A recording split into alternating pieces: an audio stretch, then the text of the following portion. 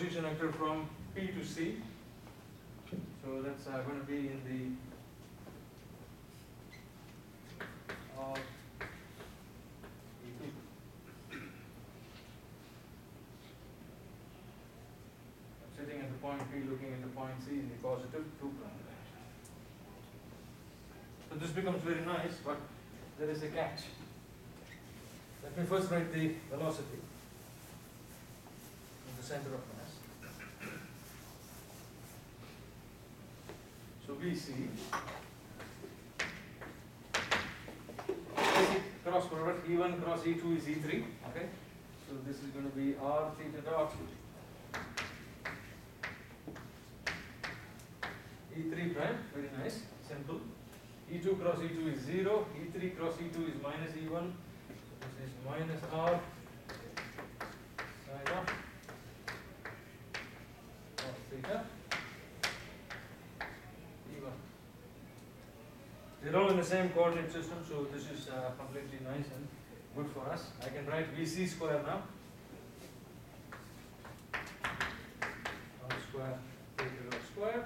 R square sine of cos theta whole square. And we have a symmetric body, the rolling coin. So I1 and I2, or I1 prime and I2 prime are the same. I3 prime is different from that. So I'm going to say that I1 prime I2 prime is equal to some I.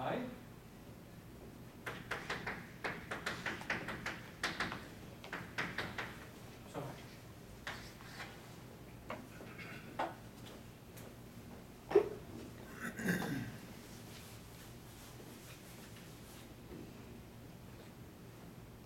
And I'll write the kinetic energy and stop at it, but I want to point out a few things.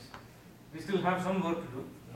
This is very decent because if I had started Euler angles for the rolling coin, and if we had not done it before, we would have had to repeat a lot of these rotation matrices and go through all this funk in more detail. Right now we have spared the details. And this is how you typically start for any 3D rigid body dynamic problem. You just take the 3-1-3 sequence, use all the information you have about it, go for it. Okay?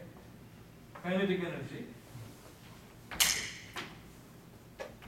is half m VC square, then half omega transpose SC omega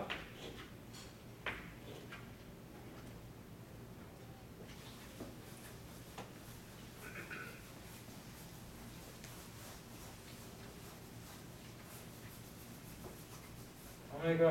I is a diagonal matrix, so this becomes much more simple for us. So kinetic energy is just half m VC square.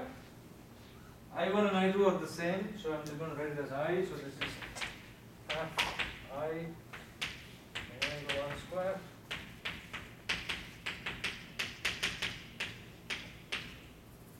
which is exactly the same as the rotational kinetic energy we wrote for the symmetric one. This portion here is the same. This is the translational part which we did not use. Now, of course, I can do the substitution. I'll not do that today. Potential energy. Can somebody help me out on this?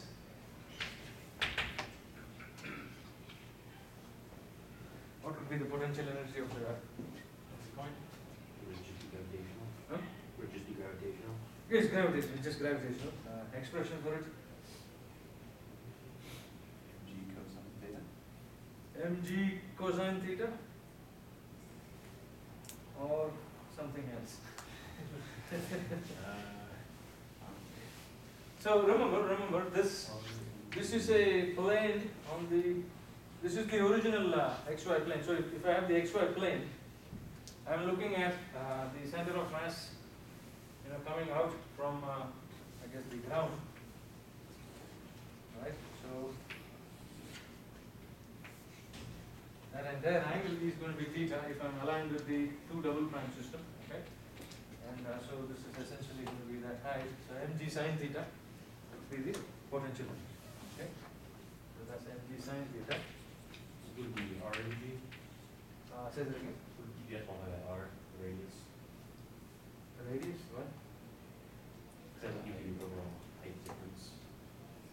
Oh yes, yes, yes, of course, yes, of course, yeah, yeah, yeah. For a minute I was looking at lunch. 12:30. That's your right, thank you. Okay. But we are having a problem now. All this is fine. This is all completely fine. You can write the kinetic energy, you can write the potential energy. We need to write the constraint equations. To write the constraint equations, we go back to these fellows. And the constraint equations are going to relate the configuration coordinates.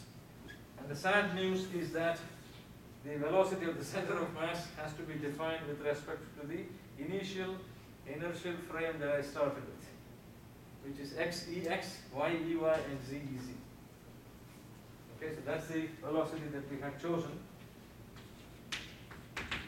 for x dot ex, y dot ey, z dot ez. This is the velocity of the center of mass. Of course, I can write velocity in any coordinate system, but if I need to have the constraint equations, I need to relate the configuration coordinates, which means I need to bring this x, y, and z into play. I can still make use of that equation, but what I have to do is I have to take E3 prime and E, whatever that fellow is, E1 prime, transform all of that into Ex, Ey, and Ez, which is the original system that I started off. Okay? So, to obtain constraints,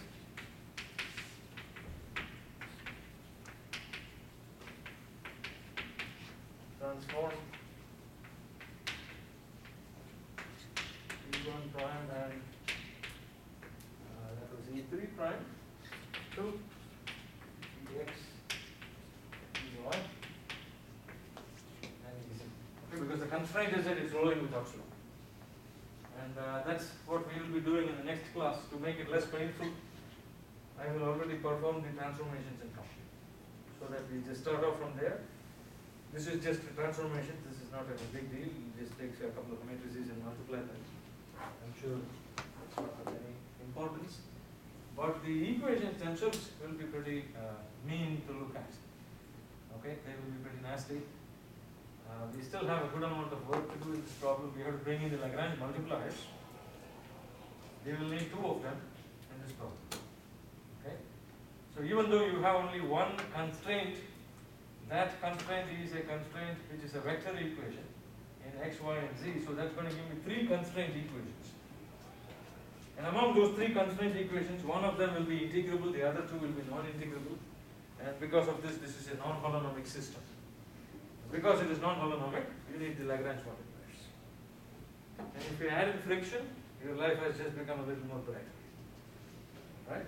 And maybe I'll point out briefly what to do if we add kinetic friction. I won't go through the details. Thank you very much.